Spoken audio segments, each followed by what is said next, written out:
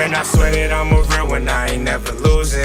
And now I'm so caught they spin, but they don't never do shit. I'm in these streets, this shit is real, man, I ain't picking choosing. I gotta get rich before I down, focused on the music. And I swear that I'm a real one, I ain't never losing. And now I'm so caught they spin, but they don't never do shit. I'm in these streets, this shit is real, man, I ain't picking choosing. I gotta get rich before I down. Okay, so we're back again, finally, with which episode of? 9. Episode 9 of Gardening Upshop with Make Me Garden. And honestly speaking, it was just either my laziness due to which these episodes did not happen. No, there was plenty of work even which kept us postponing Gardening Upshop because we were busy on every frequently coming consecutive weekends. Right. So we were busy with work and yeah, that's good because we were, if not Gardening Upshop, we are giving you content on our social media handle. Right. That's live and fresh. But so. you know, I take myself completely accountable. So you know, it's my shit. Okay. Anyways, let's get into the questions. And for this week, it's mostly around summer gardening. What would one expect to do during summers in terms of protecting the plants from pests, heat, or watering patterns? What do you have to follow? Okay, so let's go into the questions. The first question: what are the expectations from a client before setting up a terrace garden at their place this summer?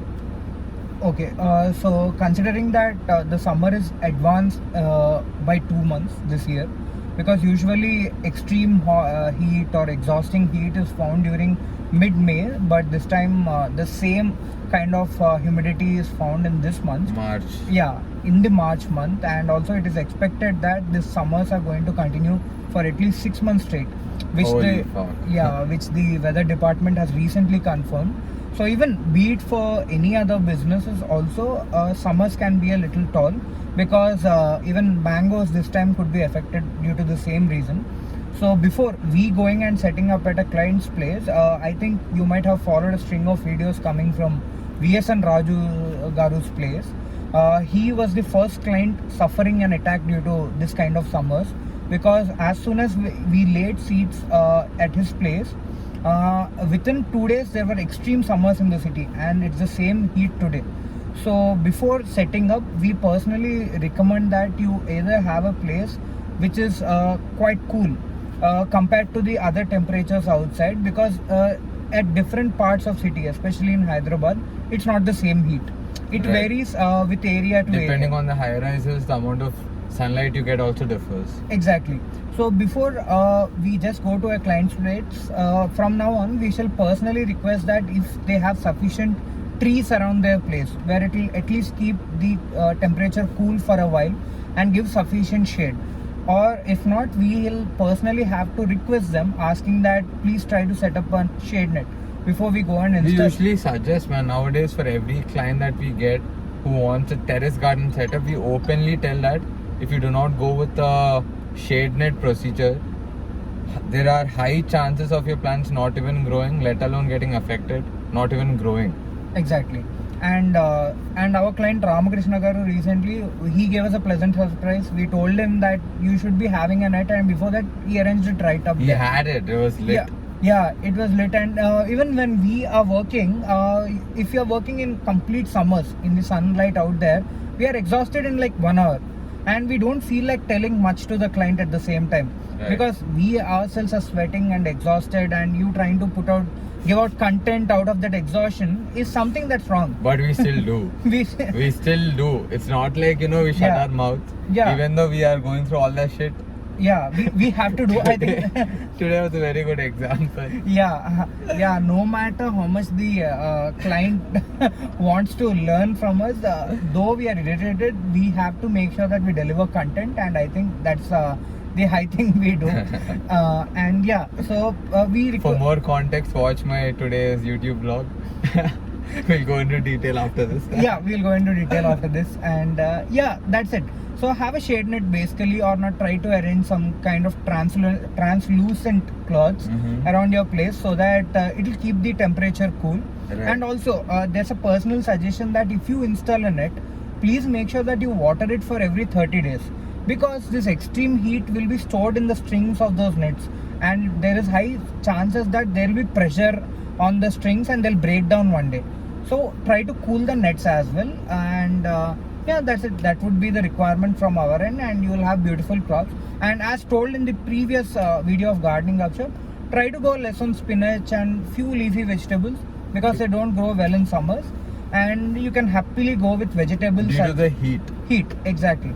So you can happily go ahead with tomatoes, brinjals, lady's finger, Any good vegetable. yeah, any good vegetable, chilies and cluster beans, they grow awesome. So yeah, go ahead with them. And leafy vegetables, be considerate. Right. Yeah.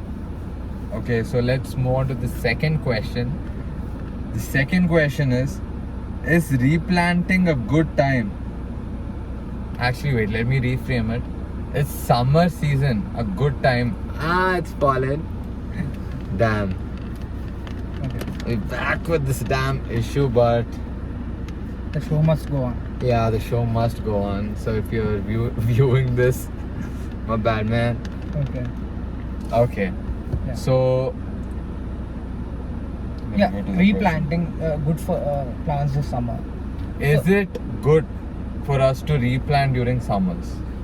If you have also followed the previous videos, we were talking about mulching. Mhm. In this season, basically, you try to have a loose top layer for the reason that there will be a tight hold in the inner soil. The plants will try to hold tight in summers inside.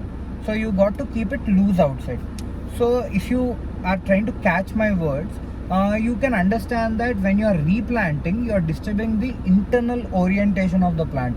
So Like the roots. like the roots, because in the summers when you water, most of the water goes and settles down in the roots and it holds tight, and there's a lot of holding in the underground. So what you can do is you need not replant it, but if you're feeling that there is a loss of nutrition or loss of anything in the plant, so please make sure that you top up the soil. You do add the mulch, which adds a lot of nutrition to the soil. That's my personal recommendation. And Top up is basically adding more nutrients to the yeah, soil. yeah. So you have monsoons coming after 6 months, almost after 5 to 6 months. Then you can go ahead with replanting. That's the best time. Awesome. So let's move on to the third question. Yeah. Okay, so this third question is interesting because even I had a similar question, and I think this is gonna fall again. Yeah, it was about to. Damn. I think for every question we're gonna do this. Okay. So if somebody is listening to this on Spotify or something, just understand my phone is about to fall and I'm fixing it. Okay. Okay. Do pests live through summer, or do we have to do some sort of pest control to keep them in check? Okay, pests are as adaptive as human beings because when we all pass through seasons and we are very adaptive by nature. Like in summers you sweat a lot, and in winters you try to keep yourselves warm. You know, your body can adapt to conditions. Similarly, even they have their own orientations to work out in their own ways. And also, you know, they also have homeostasis. They have their best temperature when they can attack the plant breast. So that's the room temperature basically. Right. So coming to summers, they'll also come with their own modification to attack your plants. So what I would personally say is, yes, pests will be there throughout the summers as well. And mostly you will find these white bugs and black bugs coming in the summer Right. most frequently. Apart from the fact that your leaves also will burn because of heat. There are double attack that's going to happen this summer.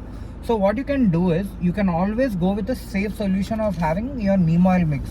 Always try to have 5 liters of water, mix 2 teaspoons of neem oil in it, and try to spray it continuously for every 15 days.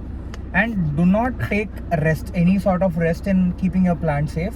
Always keep spraying the neem oil, or you can personally have some other organic pest controls, or you can go with chemical pest controls if required. We don't recommend it, but yes, you can go ahead. And if they are not still working, go with your traditional home way of going it. Have Vim in water, have baking soda, mix it and spray it. DIY. Yeah, DIY. You can have your Vim gel, and in a little quantity. If you take 1 liter of water, just like 2 drops of Vim gel and have like 4 spoons of baking soda. Just mix it up, spray it on the plant. It will go. That's awesome. Okay, so right now I'm just gonna stop the video for a second because the setup is just falling. Let me put this sugar box which I have. Okay, so I somehow fixed it, and the way it is fixed is very funny. We hope the next 2 questions are smooth. Yeah, I just hope it lasts. Yeah. That's what she said. Anyways, moving on to the 4th question. What are few water patterns that must be followed for the summer season?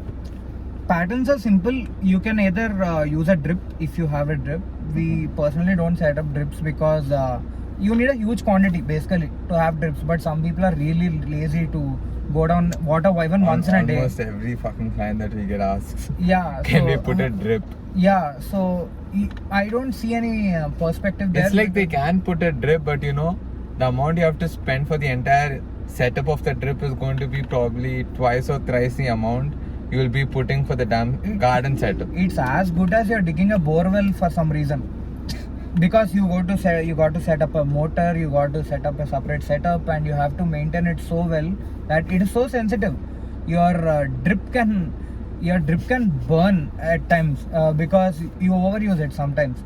So what I say is, yeah, you can, if you're too lazy to water it, first is drip system. One is it will keep the soil moist for the entire season because you don't go and water it. It will do its job. Or not, if you're planning to have it for herbs, have it 2 times a day. That's what is recommended. Right. That's usually in the morning before 10 and at 4 o'clock. In the evening, go and water it. Even for vegetables. Vegetables you can either take this way, plant watering it 2 times, or not. In the evening you can go and water it abundantly. Heftily until it overflows. It overflows because if you're using a grow bag, if you're a if you're a grow bag user, you know that you water it, the excess will come out through the holes. So you know that you have completely watered the plant. Right. So that's a way of doing it. And if you're going with regular trees, go with thrice a day. If there are big trees or there are some big fruiting plants, go with 3 times a day. It will help you. At one go, you sprinkle the waters because there are broad leaves. There is more chance of photosynthesis. There's more water loss. Right. So if there are broad leaves and plants, then you can go with 3 times, and 1 time is complete sprinkling on the plants. On the leaves, I mean.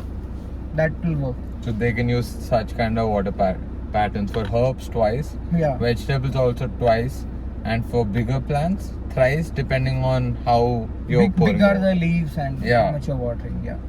Okay, so let's move on to the 5th question. Moving a little bit quicker because the setup is tricky. What are the best top-ups for plants this summer? Before we go into that question, top-ups is basically adding more nutrients to the plant in terms of nutrients or soil or waste which has nutrients in it. So you can go ahead. What are the best top-ups for plants this summer? Okay, quickly we have 3 things that are very required in the summers because there's more nutrient loss in the plant because soil is exposed directly to the sunlight. In most of the cases, there's higher nutrient loss. Okay. So what I would say is first try to get proper NPK, that is nitrogen, phosphorus and potassium. NPK.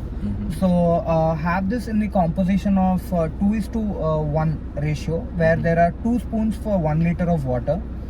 Take this NPK, mix it completely and spray it on the leaves of the plant. That will help it retain the nutrient better. And also try to have there's something called as rose mix, or also called as you can call it organic mix. Basically you can plant it near the stem of the plants in the soil directly.